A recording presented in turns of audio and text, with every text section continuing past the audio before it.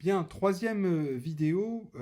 concernant le renvoi préjudiciel, et je vais aborder ici la question de l'objet de la demande préjudicielle. Et tout d'abord, je vais aborder cette question de l'objet de la demande à travers celle des normes, des règles qui sont susceptibles de faire l'objet du renvoi préjudiciel, ce qui va nous permettre de clarifier un petit peu les dispositions de l'article 267 que nous avions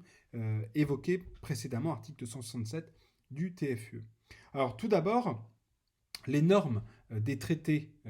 sont susceptibles de faire l'objet du renvoi préjudiciel, mais uniquement le renvoi en ce que l'on appelle le renvoi en interprétation, c'est-à-dire que on ne peut pas, dans le cadre d'une question préjudicielle, amener la Cour de justice à se prononcer sur la validité d'une disposition des traités. De la même façon que l'on ne peut pas, dans le cadre du recours direct, attaquer une disposition de droit primaire, la Cour de justice n'a pas le pouvoir, dans le cadre du renvoi préjudiciel, de se prononcer sur le caractère valide ou non d'une disposition des traités, puisque une telle solution reviendrait à donner à la Cour de justice un pouvoir en quelque sorte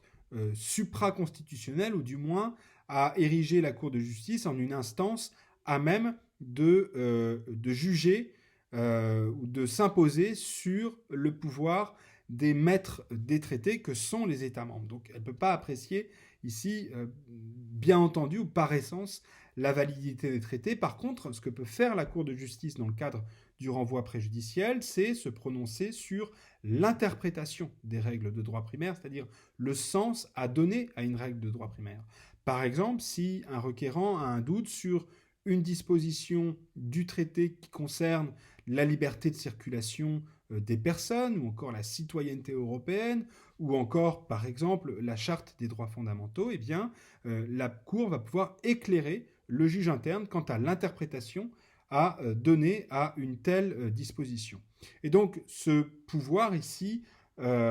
joue à l'égard de l'ensemble des règles de droit primaire. Il s'agit des traités, il s'agit aussi des protocoles qui y sont annexés, et il s'agit encore de la charte des droits fondamentaux de l'Union européenne, laquelle, en vertu de l'article 6 TUE, a, nous l'avions dit plus tôt, une valeur égale à celle des traités. Par ailleurs, la Cour est compétente, nous dit l'article 267, pour apprécier la validité et l'interprétation des actes pris par les institutions de l'Union. C'est ainsi notamment que eh bien, la Cour va pouvoir, dans le cadre du renvoi préjudiciel en validité, ce qu'on appelle le renvoi préjudiciel en validité, apprécier si un acte de droit dérivé est valide et conforme ou pas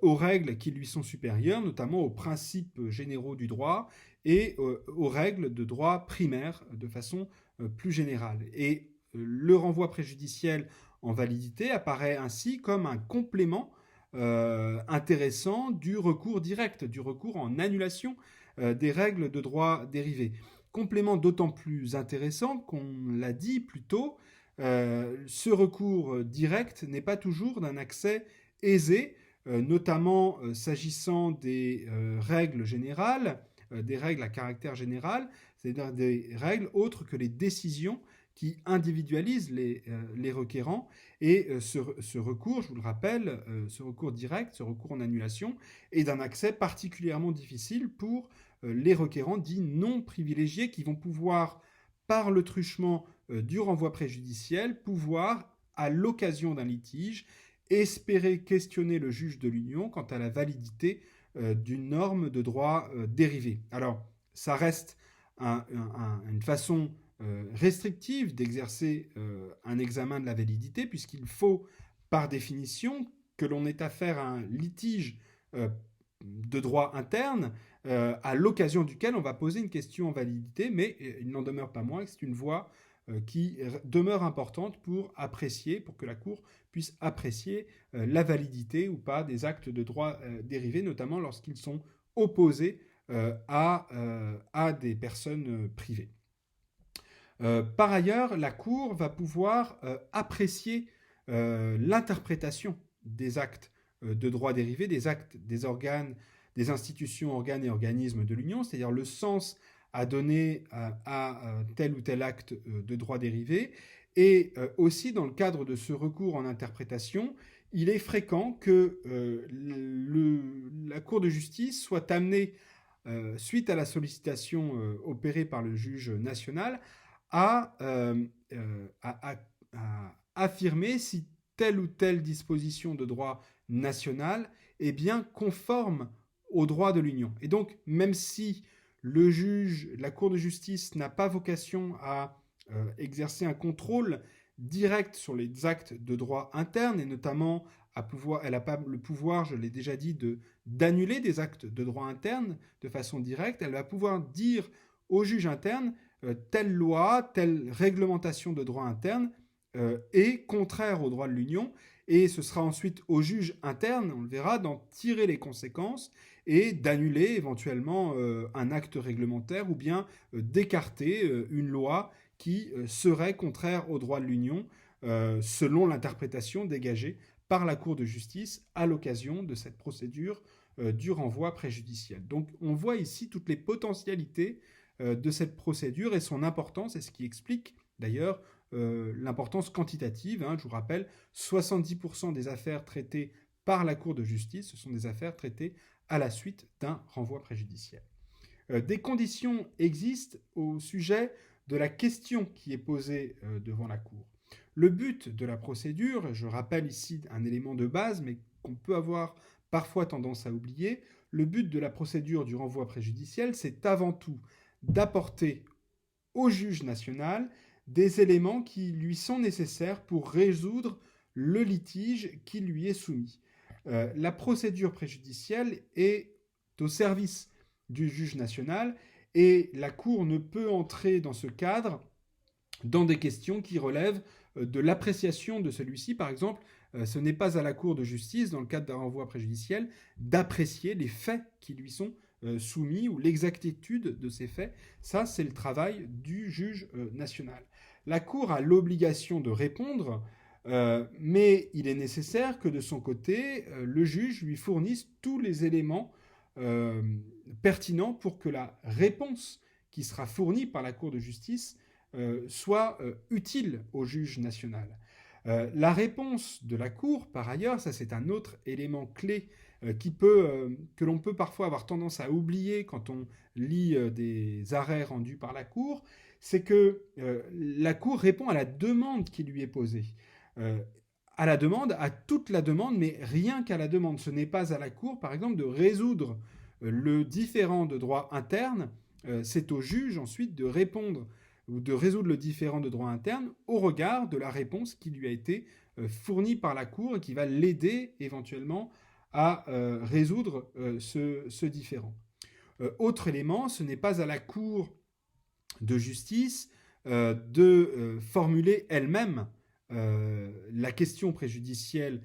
qui lui est posée. Elle est liée en quelque sorte par la question qui lui a été adressée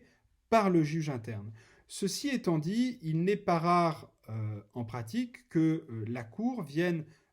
reformuler la question qui lui a été posée. C'est même la norme en réalité quand on lit des arrêts préjudiciels. C'est-à-dire que dans l'arrêt, vous avez la question qui a été posée par le juge national et le juge de l'Union va très fréquemment reformuler avec ses propres termes la question qui lui a été posée de façon à donner une réponse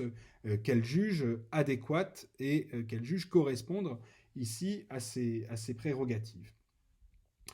Par ailleurs, la Cour de justice exige du juge interne que la question posée ait un rapport réel avec le litige interne. La Cour de justice va se refuser ainsi à répondre à des questions simplement théoriques ou qui apparaîtraient comme ayant été construites de toutes pièces par le juge interne, simplement pour avoir une réponse à une question générale que celui-ci se pose. La Cour de justice se refuse également de répondre à des questions